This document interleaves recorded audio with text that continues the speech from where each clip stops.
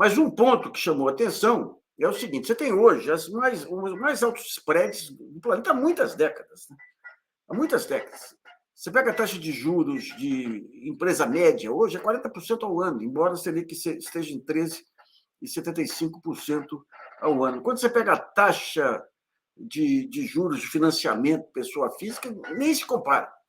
E daí, em vez de atacar o spread bancário, aproveitando aí que os bancos estão querendo redução de juros, é porque a inadimplência aumentou substancialmente, o que faz o Congresso, a Câmara, e o que faz o secretário do Tesouro, aí, em nome da Fazenda? Anuncia um conjunto de medidas para melhorar a análise de risco dos bancos, sem nenhuma garantia de que as taxas de juros vão reduzir. E entre essas medidas tem duas que são enroladas aí. Hoje em dia você tem dois fatores de empenhorabilidade, ou seja, que você não pode penhorar para pagamento de dívida. Você tem os planos de aposentadoria e previdência e a casa própria. Nessa decisão aí, nessa tentativa agora, o Guedes tentou permitir que a previdência social ou os planos de previdência entrassem como garantia de financiamento. E a alegação aí que vem desse documento do governo, da Fazenda, aí é fantástica. Diz que, com isso, as pessoas vão poder economizar melhor, porque, quando estiver em dívida, em vez de pegar financiamento, em vez de esvaziar, em vez de pegar financiamento muito alto, vão dar o seu fundo como garantia e vão valorizar a poupança. Uma coisa que... Vamos pegar aqui alguns pontos aqui para ver o que está ocorrendo, o que pode ocorrer. Porque, veja bem, vai vulnerabilizar todo devedor hoje aí que tem seu plano de previdência, porque a lógica disso aí, o que é? Seja qual for a situação, você tem a garantia, mesmo perdendo tudo, da sua casa própria e do seu sustento em cima do plano de previdência. Isso aí agora não apenas, se passar, não apenas vai permitir, vai fazer a pessoa...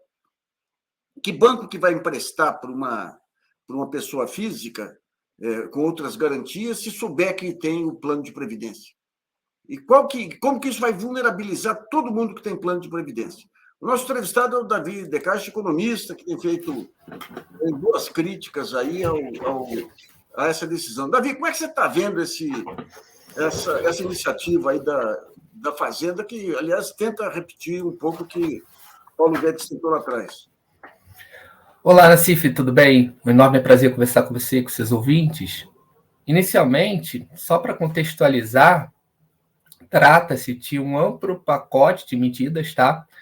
Esse pacote de medidas ele tem dois eixos que se retroalimentam, claro.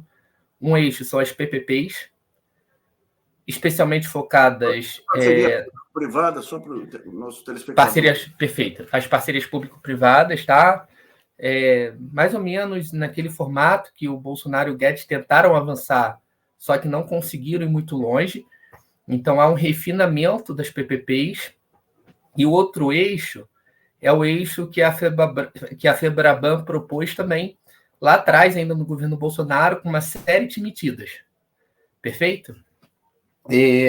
Uma das medidas foram aprovadas ontem. Uma mais pontual, menos estrutural, mas nem por isso desimportante ou sem relevância. Que medida que foi essa que foi aprovada ontem desse pacote amplo? Foi a possibilidade de fundos de previdência privada individual serem colocados como garantia, tá, por uma pessoa para ela obter um empréstimo. Perfeito? Então, ela coloca aquilo que é destinado à sua sobrevivência no período de inatividade, né, para a sua aposentadoria, como um mecanismo para garantir crédito em um momento de incerteza conjuntural. Perfeito? Por isso que, até hoje, esse tipo de aplicação não poderia ser concedida como garantia em uma operação de crédito. O que se permite, no máximo, Nassif, é que isso seja colocado para uma operação de financiamento imobiliário, porque aí sim faz sentido a argumentação do governo, quando é um financiamento imobiliário, há um debate, mas faz sentido, você troca uma poupança por outra. Perfeito? Você troca um estoque por outro. Você está adquirindo um outro estoque, tá? Ok. Então, para financiamento imobiliário, hoje já era possível. O que se faz é, o cara perde o emprego, ele passa por um momento ruim. Ou ele quer esse dinheiro para especular em algum negócio, algo assim. Ele fica muito vulnerável a se endividar, inclusive, isso é importante, tá? Vamos supor que um indivíduo ele passe por uma mudança na sua renda, tá? No seu patamar de renda durante a vida. Então, o cara estava ganhando muito bem, chega uma determinada fase, ele perde, troca de profissão, de emprego, e ele passa a ter uma remuneração muito menor. Porém, nesse período que ele estava tendo uma boa remuneração, ele acumulou um estoque interessante em um fundo desse tipo, tá? Ele pode adquirir um empréstimo em que ele vai ter que pagar depois um fluxo, né, todo mês, incompatível com a nova renda dele. Percebe? Porque esse empréstimo, o banco não vai estar ligando muito para a sustentabilidade. E então você pode tirar do fundo de previdência. Perfeito. Então ele vai estar muito disposto a assumir riscos que não são muito baixos, no caso. Então isso tem tudo para dar errado, percebe? Ele não vai olhar direitinho se o cara tem renda suficiente para bancar esse fluxo gerado pelo empréstimo, porque ele tem a garantia muito imediata, uma garantia monetária, um estoque monetário muito imediato e muito acessível. Esse é um ponto. Então é perigoso, não se pode colocar algo assim como colateral de crédito, tá? Perigoso, eu acho ruim. Um outro ponto aí, essa renegociação das dívidas também, que tem 2 pontos aí que chamaram a atenção. Eu não sei se vai entrar essa possibilidade dos bancos irem em cima do fundo de previdência dos inadimplentes. E o outro, aquele valor mínimo lá que garantia o sustento, aí que é ridículo, R$300. Eu queria que você falasse um pouquinho sobre esses 2 pontos. Bom, tudo isso que a gente está falando faz parte, eu acho, de uma mesma estratégia, tá? É ampliar crédito, custe o que custar. É fazer a economia crescer via endividamento das famílias. Por quê? Porque a capacidade de endividamento das famílias estava totalmente esgotada nesse ciclo. Então, você não conseguiria crescer por política fiscal, por conta do arcabouço. A estratégia, então, é crescer via crédito. Só que isso tinha esgotado. Vem um desenrola. Ok, bom programa. Um ponto polêmico, na minha opinião, que está sendo pouco debatido, é o seguinte. O que nós temos hoje é o banco. Ele pode ir lá cobrar uma dívida, um empréstimo, tudo bem, numa renegociação, mas isso tudo vai acontecer até o mínimo existencial. Então, o cara ganha o Bolsa Família, R$600. Perfeito? Ele vai renegociar as dívidas dele lá. O que acontece se tiver um mínimo existencial? Ele só pode comprometer R$300, porque R$300 vai ser o mínimo existencial. Ele tem que ficar com R$300 para comer. Isso não dá para nada, tá? Isso eu estou falando que isso é inadmissível. Esse mínimo existencial, segundo o próprio Flávio Dino, é desumano, é inaceitável. O Flávio Dino criticou muito isso. Isso é uma bandeira do governo PT ampliar isso de 300 para 600. Perfeito? Mas hoje seria isso. Então o cara ganha um salário mínimo, 1.320, ele pode comprometer R$1.000 aí com desenrola, com qualquer coisa. O que acontece quando a gente tira essa trava? Ele pode comprometer toda a renda dele com a renegociação.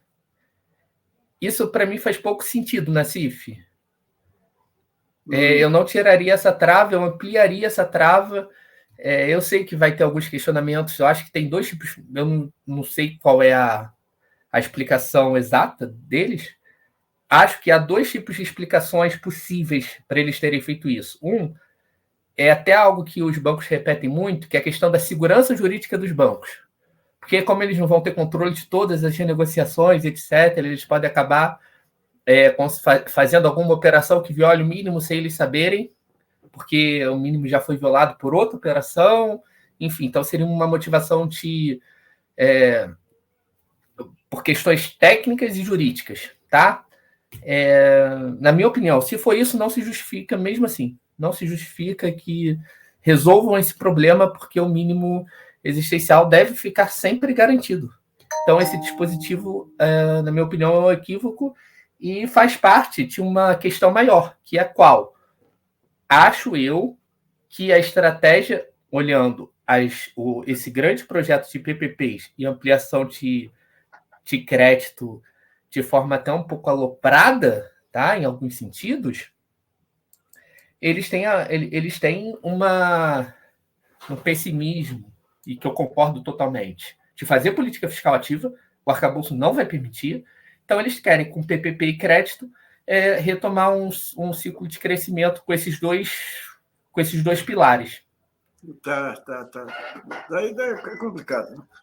Ou seja, o fator Banco Central e arcabouço é bem recebido pelo mercado, dá realmente melhor a percepção do mercado, mas em relação ao país todo aí, em relação... Não, o que essas taxas de juros estão fazendo... A Luísa, da Magalu, né, a Luísa Trajano, ela chamou a atenção, mas teve um jantar na casa do presidente do Senado aí que houve uma crítica unânime aos juros. Essa questão do Roberto Campos Neto, gente, não dá para ser tão... Essa insistência dele tem motivação política e ideológica. De uma maneira muito simples. Aí. Ele vem da linha ultraliberal do Paulo Guedes, dos grandes negócios com a área pública, isso aí acabou. Os grandes negócios com a área pública, entra o governo agora, acaba. Agora, ele segurando essa Selic, ou deixando cair lentamente aí, durante 2 anos e tudo, as próximas eleições não dão a menor chance aí para uma candidatura do Lula ou a candidatura de um candidato do Lula. Fica nítido isso, né?